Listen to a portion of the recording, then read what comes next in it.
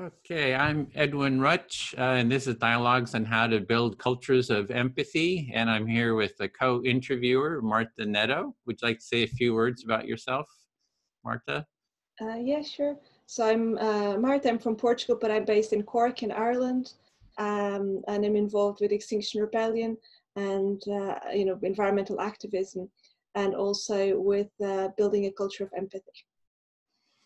Yeah, thanks. And we're here to interview Patrick Dolan, who's a professor at the National University of Ireland at Galway and joint co-founder of and director of the UNESCO Child and Family Research Center.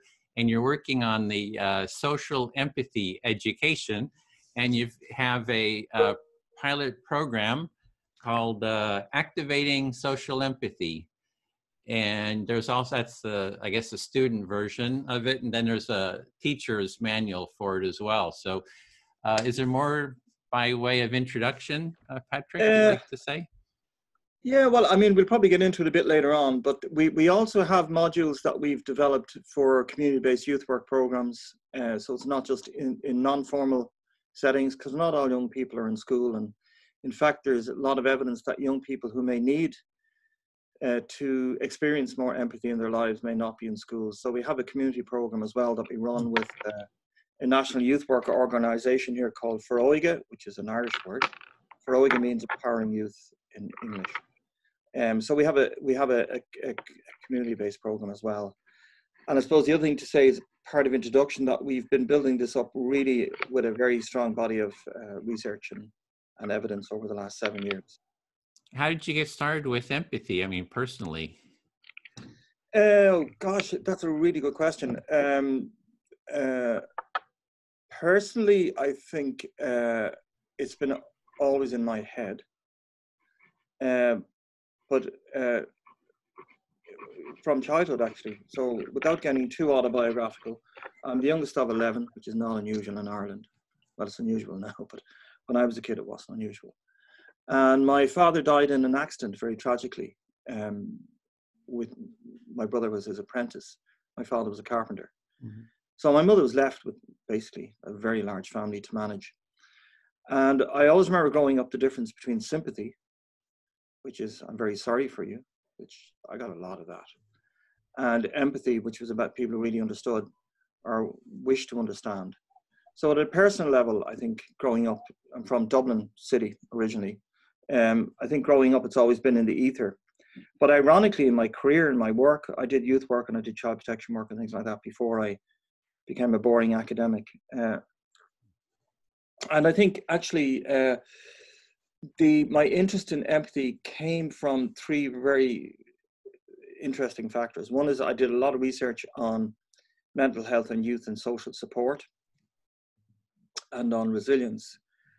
And I came to the conclusion maybe 10 years ago that actually you can really only demonstrate resilience and provide social support or experience social support if you are in relationships of worth and at different levels, but also that you have a capacity to demonstrate empathy to others and to experience empathy yourselves. So I was a bit late with that coming into my head. Mm-hmm.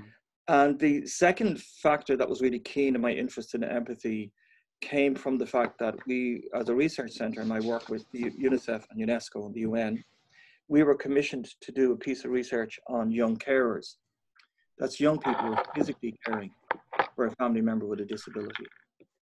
And we trained young people to be researchers, to do the research. And one thing that I learned from young people very quickly was, reminded by young people very quickly, I suppose, was that the capacity to engage in that piece of research, to really understand what it's like to be a young person, if you've got to change your mother's diaper, literally, is that you have to be able to literally go in the person's shoes to the extent that you really can understand where they're coming from. And lastly, then, of course, it was through the brilliant Mary Gordon, who I know up in Canada. And Mary and I spoke together 10 years ago at a major event. And over 2 very good cups of coffee, she really totally reminded me and convinced me of the importance of empathy. So they were the three kind of dwellings where it came from. I see. And you did that a conference with her. I saw recordings of that too. Yeah, we did that's actually about 3 or 4 years ago now. That was a follow-up. We did a conference on exploring empathy, and that was really interesting because apart from the kind of traditional understanding of empathy I'm a social scientist, from a kind of a community development point of view or a social science point of view, we were exposed a little bit to neuroscience, not too much, thankfully, but enough to know that the brain, there's plasticity in the brain and all this stuff is going on, that empathy, which is great news, of course, that empathy helps learning, and it was all very positive news. So that was a particularly good conference for us, yeah. Well, you mentioned a boring academic. Shouldn't put it down because Marta's working on her PhD, so want some encouragement. I'm joking. Yeah, no, I'm only joking. Of course, yeah. So, could we hear about the program? So, kind of the overview of the program and the details of it, because that's really what we're here to kind of find out about. Just how's that going, and just great. Yeah, sure. So, the program was designed, obviously working with a team of colleagues here. Just a little bit of context before I get into the content of the program. The context is that we received 2 grants from the Irish Research Council who asked a really good question: how empathic are young people? It's a great question, and of course we didn't know. So we did an initial study with 700 young students on a very randomized from 12 secondary schools around Ireland. We surveyed them about empathy, social values, and civic behavior, this connection. And that was really interesting. We got very interesting results from that study, not least that young people feel empathy, but don't always show it. And also that young people had this belief that society can promote empathy and civic behavior, positive civic behavior. And boys and girls are different, and social class is different, but we got very interesting information. That underpinned our thinking in designing the curriculum. So we worked with young people a lot on combining what would go into a curriculum to educate other young people in secondary schools around empathy. And we initially worked with a set of 8 schools where we didn't even trial it. We very much did look for indicative evidence. Would the program work? And now we're doing a full randomized controlled trial on the program, which we've just started since Christmas. I should also mention that we're very fortunate that we have a patron in the centre here, actor Cillian Murphy, who's known from Peaky Blinders and Batman and all those things, but he's a good friend and patron. And he's a particular interest in empathy because, as he says, as an actor, you can't be a good actor if you can't demonstrate empathy. It's impossible. So he's been very instrumental in helping us design and develop this and work it through. So basically it's a 90-hour program. It goes to, in high school, well, it's in secondary school here, it's 1st, 2nd and 3rd year. So that would be normally ages 14 to 16, 17 years of age. And it's made up of a series of in-class 45, 50-minute period classes. And in the class, there are 2 things that happen. Firstly, the young people pick what topic they will discuss that day, and not the teacher. And early on in the class, we have a lot of role modeling around empathy, about presence, not gifts, I mean presence, having presence. And we get the young people to role play with each other, how to demonstrate empathy when you're listening to somebody, on the basis you have 2 ears and 1 mouth, those kind of things. I'm joking with that, but that we do a process where young people work with each other, and then they will discuss issues that are, that where they think empathy occurs in their lives, where it doesn't, where it's around them in their community, through sports, through social activities, through music, through class, through education, and also around looking at populations of people in Ireland. We have lots of new people who've come to live here, and the question about how is it in some cases hate speech is used against these people as opposed to welcoming speech, and where does that come from? So it's that kind of modeling and role play, and then we develop class learning for the class. The other thing we do is we train young people to be researchers. We have a UNESCO Youth as Researchers program, and all these materials are freely available. So usually towards the latter end of the class, we might look at a video that young people have made for about 6-7 minutes. And that video would include a topic that they researched and felt that needed to be discussed from a point of view of empathy. So they would do research, produce their findings through video. This is where Cillian Murphy comes in and helps them to make the videos. And in the YouTube type videos, 6 or 7 minutes, they might explore, for example, LGBTQ.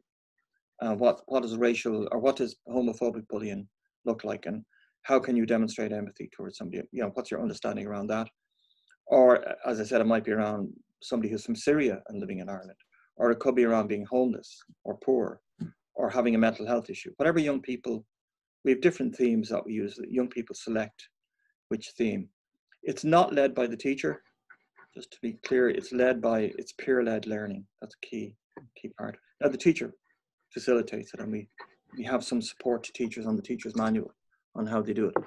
But broadly speaking, the idea is it's very much an experiential class, and it's very much an interactive, and it's really trying to look at young people in ways from going from passive empathy to active empathy, going from cognitive to affective, you know, and emotionally identifying with issues. So that's basically how it works. Mm-hmm. And there's 12 sessions, is that right? I mean, we have it, we're trying, you know, there's issues over fidelity to the model, particularly because we're trying to prove by randomized control trial that it works. So we've been very strict for the RCT. But one thing we're aware of is that teachers are busy. School culture is a huge issue. You know, if you have a negative school culture, it's very hard to overcome that. So we try to have it that the program and the model is flexible enough that it's not so tight that people can't use it. But generally speaking, yeah, it's a 12-week program or 12. Do you have any questions, Marta? Just anything you want to throw in there? No, I'm curious in general, because I know you've done also the programs with younger kids as well. Yeah. So, well, the ones with younger kids we've done more in community settings, and there's an NGO here called Bernardo's that we've done work with, and they've been using roots of empathy for primary school children. In fact, Mary now has developed, as you probably know, Seeds of Empathy, which is for preschoolers, I think, for earlier childhood. But our focus has mainly been on that age. We're actually looking at developing empathy for university students here as well. Just to say that we work a lot with Mark Brennan, who's UNESCO chair in Penn State University. He's a very good colleague. He's UNESCO chair there on youth as well, and he's actually modeling some of this in Penn, in State College, and in Philadelphia and various places as well, both in school settings and community program settings. So we've been using it with quite a lot of different contexts, different populations. It's creating a lot of interesting data, but that's why we're really pushing at the moment. We will have this randomized control trial completed. I'm touching wood all over the place here, but I mean, there's over 2,000 kids in this study. It's big enough. Needless to say, it's all ethically approved, and young people in the control group will get the program immediately afterwards. It's not that they're not getting the program or they're not getting the intervention. But we'll have enough power in the sample to show, we believe, to prove that the program works. So what we're trying to look at is the connection between empathy education and social values, pro-social behaviors, because that seems to be where the gap is. There are many young people who, in a certain set of conditions, will have empathy but not demonstrate it. Demonstrating it is different to having it, and that's particularly what we're interested in. And what's been your results so far? Like, what has been the experience with the students? What kind of Well, they anecdotes engage. do you They have? engage. It's very interesting that, in fact, you would expect that girls, I mean, totally genderizing this now, but you would expect that girls maybe are better at listening and boys are more into doing. I'm totally stereotyping, Mm-hmm.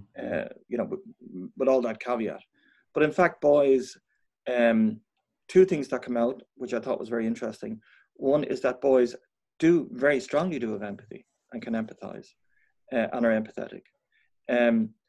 What's interesting is that they don't have enough opportunity in society to demonstrate their empathy.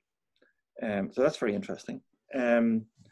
And then the second thing, of course, that I found very interesting is that for both boys and girls, they're saying sometimes it's not cool to be empathetic.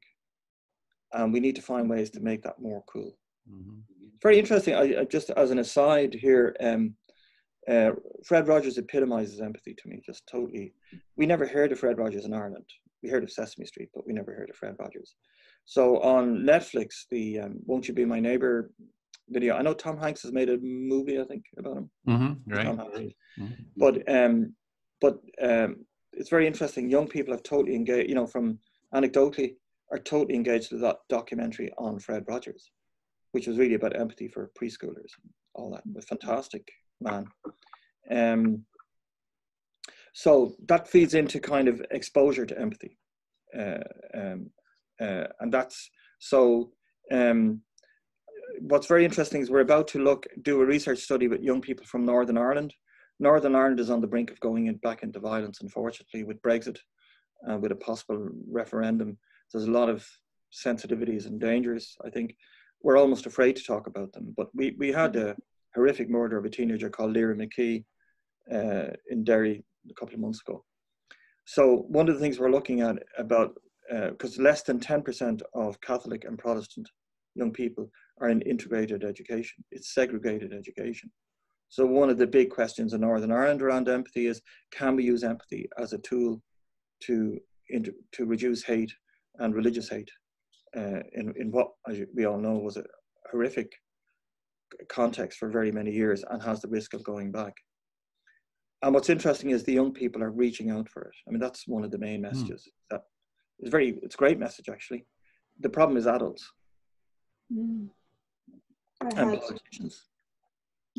I had this amazing experience. You know, I've been in Ireland maybe 5 years, and as part of Extinction Rebellion, I met this activist that actually lives in Dublin, and there's a TED talk with him. His name is Finn Khan. And have you seen that? Yeah. So you know, love letter to listening, and you know, and he goes how it was important to actually be in a system at school that you were saying about there being a culture of it and the resistance in the school culture. That he was lucky that he was in a place where that was possible. Yeah. So I think one of the the other thing is that the other thing we're finding is that how young people feel and show empathy is influenced by their parents, and this is an important, you know, but more important how their parents promote and show empathy, not by what their parents say, but by what their parents do, and one can see how that's positive. Obviously, can be a very positive and powerful message, but it also, you know, you could see the way where you've hate speech or you've racial profiling or you've people who are discerning towards people with a disability or something, how that could be very negative. So, you know, I mean, that's not, you know, we're also finding that student-teacher relationships are key in schools. You know, it's a key factor. The relationship, not just the culture of the school, but the relationship that teachers have with their students. And we've another study we've done on sports, on Irish sports here, and the same applies with coaches. The other thing we're looking at as well is the role of friendships and social values, and the role of friendships and empathy. And I know there's some evidence from the literature, particularly, you know, because we're particularly interested in Elizabeth Seagal's term social empathy. And there is some evidence from the literature that peer groups can bring you in one direction or the other, basically. So where peers demonstrate empathy towards others, they will engage positively, and sadly, very sadly, negatively, that applies as well.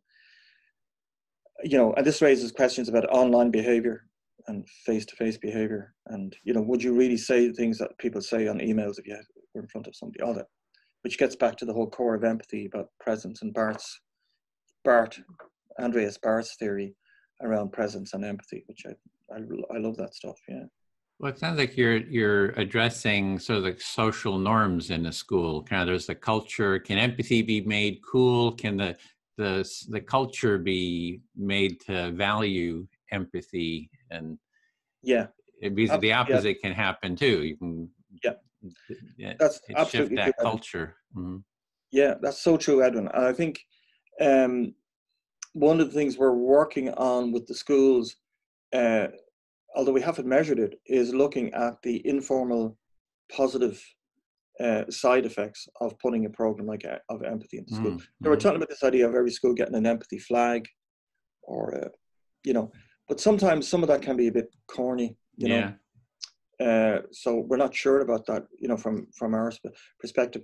I should say that the work I'm doing in Ireland is also been used in other countries, and we're using this in the context, in my role as UNESCO chair with UNESCO, in the context of youth radicalization or youth extremism and preventing youth extremism. And we've done some work with an organization called Quilliam, who are based in London. Quilliam work with young people who are on the brink of becoming jihadists and have pulled back. And this was really prompted for me by a colleague in UNESCO who experienced the Charlie Hebdo attack. And she survived it. I'm not going to give her name, but she did say to me that one thing that struck her was the lack of empathy in the eyes of the attackers. Just totally, no humanity there at all. And the fine thing I'd say on that at the moment as well is that there is a serious question about political leadership and empathy. And I'm politically agnostic. I'm not in any political party. I'm no religion, okay? But I am observing quite a rise in hate speech among political leaders. Very stringent positions been taken against people. And that's in a lot of countries. And unfortunately, I think the US is one of them, to be honest. Yeah, very much so. That's the work that Marta and I are working at. Something that we do, I'm here in Berkeley, California, and something we do is we have this tent. We call it the empathy tent. Yes, I saw that. That's fantastic. And we take it out, you know, to the streets, and we offer listening to people. And it's, you know, it's a big sign, says empathy tent. People see it from 2 blocks away. So it kind of gets the message out there. And we have politically right-wing people that come to Berkeley because it's a very liberal space, and they're, you know, coming for free speech. And then there's the counter demonstrators, the left wing, that come and have Antifa, and the two sides go at each other. And we try to listen to both sides, and we offer listening to both sides, as well as offer empathic dialogue and mediation between the sides. Right. And so we're really looking at that larger cultural shift. Like, can we bring politicians together to have these empathic dialogues so we can have sort of the bottom up, but, you know, also the top down, get kind of approach. No, that's cool. I saw that. I looked that up. I thought the 10th thing was brilliant. Really cool. I think it's the dialogue is at the root of creating empathy. Is dialogue. It's how you create understanding. And you know, I'm struck by the fact that you know, if you take the profiling of people who are new to countries when they come in, and negative profiling, and if you take migration, So I've done a piece of work in the Middle East on Syrian issues for UNESCO. So half the population is gone from Syria. Of half the population that's gone, half is in Jordan. Of the quarter, the quarter then is spread. In Ireland, we even haven't taken our quota, and we put people into horrific situations in direct provision, which is really horrific. It'll be the way we look at the Holocaust in years to come. To be honest with you, it's that bad. So there are sets of people who look at that, who see them as a burden to this country. They shouldn't be here. There's a set of people who look at that as Ireland has been emigrating for generations. We need to be more welcoming of people who are new to our country. And it really, I'm really interested in how you can create communication between those two polar positions. Mm-hmm. How to bring the sides together to have a constructive dialogue. Yeah. And I think empathy is the secret sauce. I think it is. And if we think of the way people reacted to, there have been various deaths of children who've drowned and their photographs. There've been horrific, very emotive press coverage of people who are really suffering with nothing leaving countries, including on the Irish media. They showed quite a bit of Richard Gere, the actor, being on a boat. I'm not sure where it was actually. It was in the Mediterranean. And it raised a lot of empathy, but it didn't really, my argument is it raised sympathy. Mm-hmm. It did not empathy. People feel sorry and then they're not learning the skills of empathy, that mutuality, and also the mutuality of empathy. And the need for understanding and basic respect. I'm just going to turn the light on here because it's got really dark. You're pretty well lit. You're actually pretty well lit. Maybe it's my mood. I'll only be a second. We have a storm here at the moment, so which is not unusual in Ireland.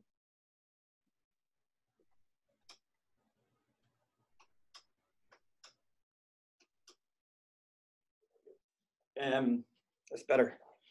So no, I think you're right. It's that's the difference between one position of sympathy and not really identifying with something, or that is of course the key to empathy. Well, I've been working on the topic of empathy for about 13, 14 years, and behind me is several rows of books, and they're all on empathy, and I've interviewed most of the authors, probably about 300 interviews that I've done so far. And what I found is the easiest first step for kind of learning and practicing empathy is what I call the empathy circle. It's based on the work of Carl Rogers, who did kind of active listening, really developed and articulated the process of active listening in a therapeutic context, but taking that to making it a relational practice. Yeah. So we use mutual empathic listening, and that's what I do with and there's actually a documentary coming out called Trump Phobia, What Both Sides Fear. And you can if you do a Google search on that, there's the trailer to it. And it shows the filmmaker went around the United States to all these different battles, between the left and right. And then she found out about us, and we went to Los Angeles and actually set up the tent at a impeach Trump rally, and there was a counter rally. And we invited a person from each side to come in, and then I facilitated this empathic dialogue between the sides, using active listening, kind of teaching them how to do it. We had 6 pairs that did it over the day, and each of the pairs ended with hugs between the participants. Wow. And they agreed to do empathy circles online after the event. So this is the practice I found is the sort of the easiest first step and highly reproducible. There's so many different practices, but this is, I was wondering, do you use that active listening or any of those? Oh, yeah, absolutely. And we use that on the curriculum. So what we do is we get young people to start by doing it in 2s. Well, actually, we get them to do some self-reflection first. Listen to as Christian Neff says, your inner self. And you come back to that at the end, and then you do it with a classmate or in a group work situation with another person. And then you might do it in a bit of a wider cluster and then a full cluster, a full kind of circle. And then we do exercises for turn taking, listening, interpreting what you're hearing, making sure you're really listening, quality listening, for want of a better term. Yeah, so it's great. The other thing we're looking at doing, one of the things we found as a tool that assists empathy is the arts, literature, music, any form, sound technology, even, drama, visual art. So one of the things we're working with a group called Sound Surfers, which is youth learning empathy through music. And we've a pilot program going on that as well. And we're also doing work with the J.K. Rowling funded charity Lumos. We've done a lot of work with Joe's charity, and they're interested in ending institutionalization of children. There are 8 million children in orphanages around the world. 85% of them have parents. They don't even need to be in orphanages. It's an orphanage industry. So we're involved and have been involved with supporting their research and their program design around getting young people out of the orphanage back into their own community. But one of the biggest challenges is not the physical relocation. It's not even the school relocation. It's the empathy location. Getting people to empathize with where they've come from rather than just have sympathy for them. And this is where, again, dialogue comes in. So this idea of community dialogue. And indeed, we've just finished a major study on Big Brothers, Big Sisters. We did a randomized control trial in Big Brothers, Big Sisters mentoring program. And, it just shouts empathy. I mean, a big and a little will only work if there is empathy flourishing in the relationship. I mean, it's so obvious. We actually did research where we measured empathy in an earlier study. And we found, of course, the longer the match, the more secure the match, the better outcomes from the big and little match, the stronger we use the basic empathy scale, the stronger the evidence of empathy in the relationship and between the participants. Anything, Marta? You want to?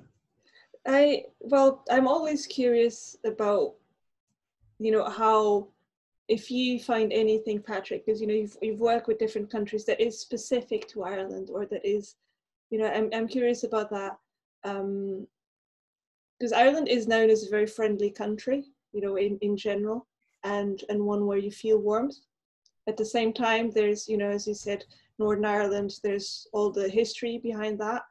There's still in schools here, especially, younger schools, there's still the separation of boys and girls in a lot of them. There's still a lot of religious contexts into schools.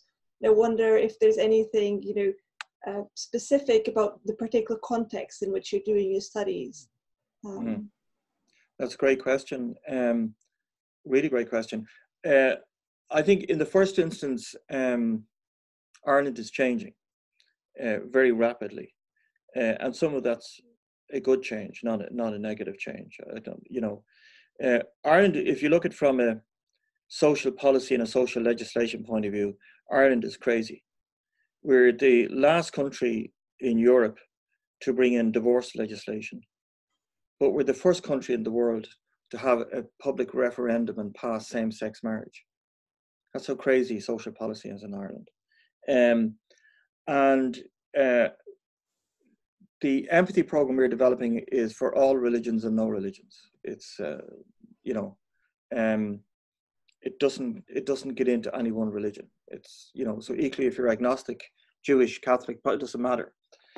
I think Ireland is a friendly place. I'm not sure how strong that is. I'd like to think it's very strong, but I don't know. I think that may be a little bit of an urban myth, unfortunately.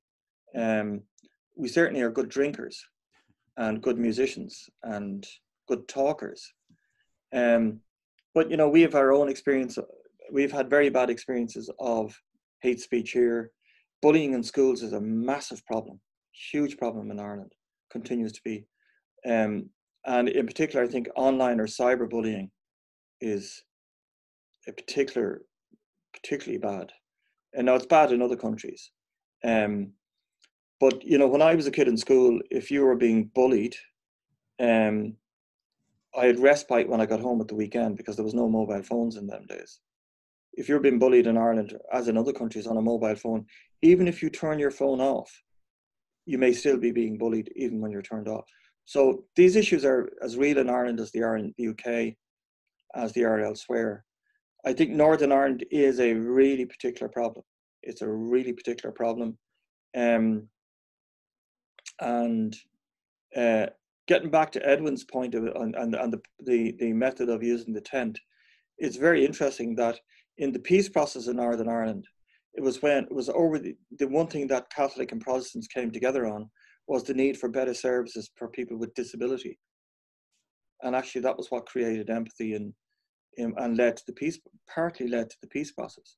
I mean, that may seem like a crazy thing to say, but actually it was, you know, it was areas that were of mutual identification that led to the peace process in Northern Ireland 21 years ago. Now it still has its dark moments, but you know, and that it's certainly not over. But that, you know, they were kernel points. I do think that, and I say this because of my work with UNESCO, and I travel a lot, too much, to be honest with you. But anyway, I think I did a lot of work at one stage with a woman called Fatima Hussein around this thing called cultural competence. It's about understanding cultures and where people are coming from. And if you I've worked in African places, you really have to be, you know, totally aware and capable around cultural competence. And in Ireland, so, you know, culturally, what we would say to somebody, even in the States compared to Ireland, at times can be very different. But if you take a country like Ireland and you're new to Ireland and you're a young person and you're not been given respect and shown no empathy and put the cultural context on top of that, it makes it much more difficult. And that's why I think empathy education is so vital. I mean, I really think I said this at a launch on our Irish media lately, I think it's as important as mathematics, learning mathematics in school, learning empathy. You know, we assume when our kids go to school that they need to learn maths and writing and English and so forth. We should take the same position on empathy. Yeah, I think it needs to be core. I mean, Yeah. it starts with like roots of empathy and just goes all the way through the education system. I know just if I would have learned those skills of just, you know, empathic listening, being able to do empathy circles, you know, the conflict mediation, if I would have learned that at the very young age and have deepened those skills and that mindset, I mean, it would have really had a great impact on improving my life. I discovered empathy, you know, way down the line. So yeah, I'm kind of the same, I think. I couldn't agree with you more, Edwin. I think it's actually the most important thing you can learn in school. It's interesting. My wife and I were at a fundraising dinner a couple of weeks ago, and there was a colleague in the university who has a son who's Down syndrome, who's an adult, and is coming on placement here. You know, we work here. We are very rightfully socially inclusive, and but the colleague made a point to me, and the colleague's a very well-achieved academic. He said, being a parent and being a human being are the most important jobs we do in our lives. It's not actually what you get your wage check for. It's actually being a human being. And I really, really believe that. And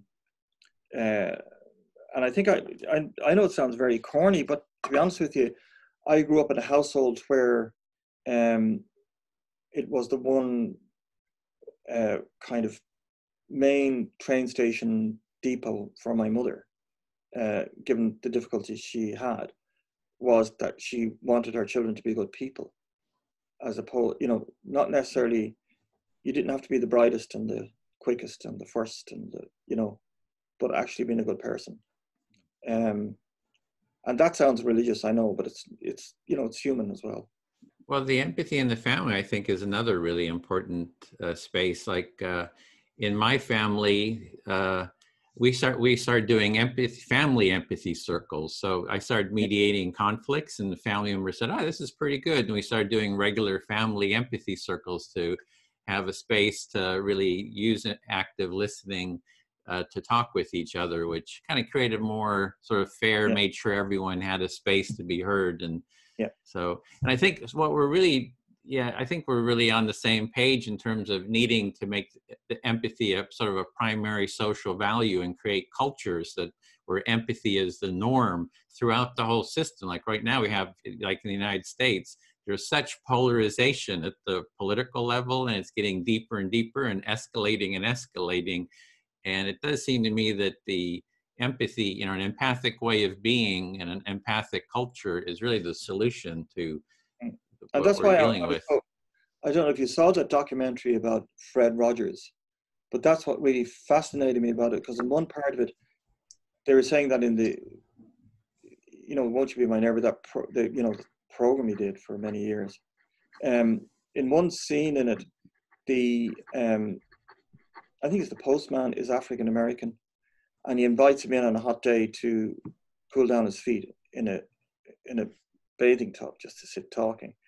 And he did that a week after some lunatic poured chemicals into a swimming pool where there were black and white children swimming in the swimming pool, and it hit the media. So this was his response of inclusive. So that's why I think he was such a genius. But I mean, I put it like, you know, I've said this and it sounds maybe crazy, but I don't think it is crazy. So if you can imagine that the coronavirus, which you know, is now the thing that people are rightfully concerned about. So if you can imagine there was a pandemic of like the Spanish flu, and I don't want to be sensationalistic, and we knew that the antidote to that was a tablet, okay, we would be making sure that everybody in the world got that tablet as quickly as possible, okay? And I actually think empathy is the antidote to hatred and to a whole range of other things, and broken lives, actually. And, you know, if we were to look at everything from racial profiling, hate speech, homophobic bullying, discrimination, the horrible things that are around us, and look at empathy education leading to empathy action, leading to pro-social behavior as the inoculation you need, we'd be saying, you know, well, let's get that there immediately. It's like a health and safety, you know, and, you know, I really strongly believe that, you know, is there. I mean, I've really taken by, and one of the things I want to do, I visited Mezine in Belgium. It was early on this work. Like on our website, you'll see we've published a lot of journal papers and all that. We've done all that. We're doing all that. That's all. As an academic, knowing yourself, that's part and parcel of what we do. But I was struck by the fact that Greta Thunberg has made us emotionally connect with climate danger, whereas academics have made us aware of the facts at a human level. She has made us, and empathy and climate justice are going to be huge issues, particularly for, we have our first grandchild. I'm thinking of what the world would be like for him. I was struck by the fact in World War I that, you know, on Christmas Eve, in just below Ypres, in a place called Mezine, German soldiers sang Still the Nacht on a Christmas Eve. The British, Irish, and French soldiers sang Godkin Wenceslas. They come up, went to no man's land, and peace broke out for much to the annoyance of the generals. And they had an empathy tent. That's what they did on no man's land. Mm-hmm. And they showed photographs of their kids to each other. They drank schnapps, whatever. They, of course, then couldn't fight. They were no longer willing to, or being in a position to go to war. And they were taken back from the front. they were, you know, I think a few of them were court-martialed for fraternizing with the enemy. You know, that's how powerful they empathized with each other. And they had a listening, they had an empathy tent. That's what happened in World War One. So it's very powerful. Yeah, very, very powerful. Well, I'm definitely on board with that. I totally agree that it's sort of the pill that would really address for, you know, you were talking about Syria before, and really what we're talking about Syria is an empathy deficit within that culture. You know, you can have an empathic support, you know, with refugees, but the real problem is the empathy deficit within that culture and some, you know, in the world culture. And that's really the question is how to shift, you know, what can we do to have the same activism, this, to, you know, to shift the culture as other, you know, movements have. And Marta and I have been working with Extinction Rebellion to bring empathic practices in. We just had an empathy, she and I just had an empathy circle with two of the co-founders and spokespeople to talk about their vision. So we're actually, you know, recorded a empathic dialogue with them, and so really trying to bring empathy into that. Yeah, Marta. Yeah, but one of the things we might, I mean, I mentioned earlier the Irish actor Cillian Murphy. He's, you know, he's a pretty big. I don't know if you know of Peaky Blinders. It's a TV series. It's on Netflix, I think, but it's very big in the UK and Ireland. He's a movie coming out with Emily Blunt called A Quiet Place or something. He's a pretty big actor. He's a, you know, and he's very interested in this. And one of the things he has talked to me about is about the idea of artists for empathy. And, you know, I mean, I think getting it into the ether, getting it out there is the first thing. Getting people to talk about empathy, getting them to use the word, getting people to engage with the concept. You know, it's as basic as that, actually, in some ways, I think, you know. The other thing I'd say is that, you know, in terms of shifting society, or, you know, I'm using that in its broadest sense. I mean, one could argue the Bronfenbrenner model, the ecological model, you know, Yuri Bronfenbrenner's model, which is the person and environment model. So he has the chronosystem at the one extreme, and the microsystem, which is the person themselves, and the metzone, all the different systems, you know, self, family, community, you know, all the way out to civic society. And I think empathy has to be seen to be live across all the way, because, you know, even in terms of empathy education in schools, you know, it's crazy to think about empathy education. We have a program we're developing for teachers. You can't have empathy education in school without having empathy education for teachers themselves. It's totally crazy. And then you need empathy in communities, you know. Now there are great examples of that. David Hawkins' program, Communities That Care, very successful program, which is about it's a community development program, which adopts empathy, is a great model, and that's been going for many years. But Mary Gordon's view on it would be that you need to go all the way to presidents. We need leaders. We need, you know, modern day Martin Luther Kings. We need whatever to rally to the cause. Well, that's what we're working on. With Marta, is we're trying to use, you know, bring empathy into Extinction Rebellion, and try to have one of the demands be that the leaders have empathy circles with each other. So we just had some of the co-founders do an empathy circle. Those are recorded. And when people watch it, they watch an empathic dialogue. So perhaps the actor that you mentioned would like to take part with some other, you know, high-profile celebrity, and do an empathy circle, and then people just observe this empathic, you know, active listening dialogue, and they sort of learn by observing it, and then they can just use the process themselves. So we are trying to scale up, trying to have some. We also have a group called, we're developing empathic direct action. So it's like nonviolent direct action, but with an empathic core that we, like my idea would be to set up in the Capitol Mall in Washington, D.C. with empathy tents and say, we demand that the Republicans and Democrats have empathy circles with each other, and we're not leaving here until you have these empathy circles. So. Brilliant. I'd love to be at it. Yeah, Marta. For myself in Extinction Rebellion, it's very much that when we think about strategy and plan strategy, that we do that from an understanding of people actually listening to each other. Yeah. Because we're, you know, in a movement like this, like in the student strikes as well, like there's so many different people represented. We've got these things in common, but we're very different. So it's finding tools. Then there's also the piece of dealing with the climate grief. You know, so empathy circles as a way of dealing with that. Yes. And all of that. I think also ultimately, Actually, as you say, you're dead right. Sorry, it is totally intergenerational. These issues are intergenerational. Even youth, you know, I'm involved in an Environmental Protection Agency project on climate justice in youth. And it really struck me that we shouldn't, of course, young people are great drivers and leaders and have energy, and it's fantastic. But it shouldn't just be left to young people. Adults, older people have a responsibility. It's all our responsibility. Yeah. But as you know, that this is, you know, exactly the point I was coming to, is that, as you know, like back in November, there was over 100 students from all over Ireland that went to the Dolan, our equivalent to the centre of Irish Republic.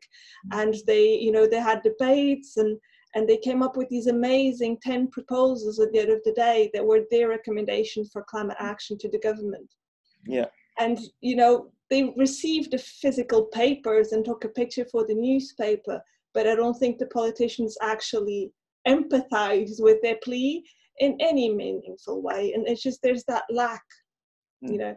So it should be almost like any politician, before being paid public money, should have to have some form of commitment to an active listening training of some form. You're so right. And I was asked to get involved in that, and for that very reason I stayed back from it, because I feared that it would be exactly as it was, that politicians would stand in for the photograph, make it look good cosmetically, but not actually really engage with it. You know, that's, you know, I've written a lot about youth participation and you know, models of participation, and from a child rights and youth rights perspective. And this is the ongoing problem, is that we love asking young people their opinion, but we don't do anything about what they tell us, which is a double negative. I know that sounds very negative, but that just has been, certainly has been my experience to date. Yeah, but you're dead right. I mean, that, you know, I think the idea of politicians having empathy education as compulsory is a great idea. Yeah. I could add that I'm here, like I mentioned, in Berkeley, near University of California, Berkeley, and we had 11 candidates running for our state assembly, so the equivalent of a local parliament, you know, for the state of California. And we invited the 11 candidates to what we called the Radical Empathy Forum. And we divide them into two groups, and for 1 hour, each group used active listening, empathic listening, to discuss how to create a more empathic society. So I think as a gateway, you know, using active listening to have these dialogues with politicians, and the topic can be like, how do we overcome our polarization? How might we work more effectively together? So that the discussion is modeled in an is a model of empathic dialogue, and the topic is to bring, you know, creativity to how do we overcome these differences together. Oh, so good. Yeah, I mean, we'd in one of the schools we surveyed, or that participated in the study, they really engaged with doing empathy circles, basically, and listening. And the principal of the school was made aware of the fact that she was she cared about the kids, but didn't care for them. She if you can understand the difference between the two, the meaning there. And she came up with what was a suggestion from one of the kids. So the suggestion was that kids who needed support or advice, that they couldn't ask for it, but they could ask for a cup of drinking chocolate. And the principal bought this huge big tin of drinking chocolate. And in her daily routine, one of the kids would say, any chance I could have a cup of drinking chocolate? And she'd say, yeah, come on over. And they in their break time or whatever it is. And she'd make drinking chocolate. She'd have a cup and they'd have a cup. And she was, you know, I was talking to her about a year after this. She said it was a very simple thing, but you said it has had a huge impact on the school. Amazing impact. Something as simple as a cup of drinking. It's not the drinking chocolate, but you know, it's a great example of humanity. You know, I mean, like, it's not. The irony is that if you look at the amount of research that, and you've got it there behind you, Edwin, and you're looking at it, there's, you know, we've an awful lot of research and neuroscience and everything, you know, from psychology right across many, you know, anthropology, all sorts of disciplines of scholarly activity. But in a way, we need the evidence for this, but it's hearts and minds. I think that's, for me, is one of the kernel things. It's how you create human connection is a really important question here. And it's, yeah. Yeah, it's really looking at how do we move forward from here. We've got all this research, all this documentation, sort of what's the next things we can do to really bring it into the society together. And it's going to be about creating connection and having people have time and space for each other. And and also it need, you know, I would be very, very, very keen. I'm very, as you may have gathered, I'm very emotionally engaged in this at a certain level. I don't mean that in a silly way, but I'm very enthusiastic about this, and I'd be very happy to engage with anything that would forward this, because I think we are on the same page, to be frank. Well, great. Well, this is a good start. You know, we've kind of connected with each other. We've heard about your program, which is really helpful to have those, you know, curriculums in place that you can bring people into. We're working on sort of the political aspect. Can we push, you know, be a bit more assertive with empathy? It's not like, oh, can we please have empathy? You know, it's like, come on, folks, we need empathy. We're going to be a bit assertive here with the politicians. We've got these curriculum in place. We need to implement this in society. And, you know, so we'd love to work with you as well. We have lots of ideas and can continue the dialogue. Yeah, I'm actually going to Cape Town on Friday. I'm working in townships over there. I'm working on mentoring for care leavers, young people in care in South Africa. And actually, one of the things I'm talking about is the importance of mentoring and empathy in the context of what I'm speaking at, and working with an NGO there. But I'll be back in a week. I'll be very happy by email, Skype, whatever, to look at what we can do. Okay, great. Us too. So yeah, we'll. Yeah, because even on one of the interesting things, you know, I'm sure all of this has been studied academically, but with the climate action, you know, one of the things, these empathy circles, we very often hold them online like this. So we do them across continents. It's not unusual to be sitting in an empathy circle with someone from every different continent. And of course, if you link the climate crisis that you see on TV with actually holding an empathy circle with someone, it changes it's quite interesting to observe. Well, I'm up and down to Cork a bit, so to UCC, so I might even see you in Cork. Lovely. Okay, thank you so much, Patrick, and we'll be in touch online and be planning some next steps. Excited about this. Thank you. You too, indeed. It's an absolute pleasure.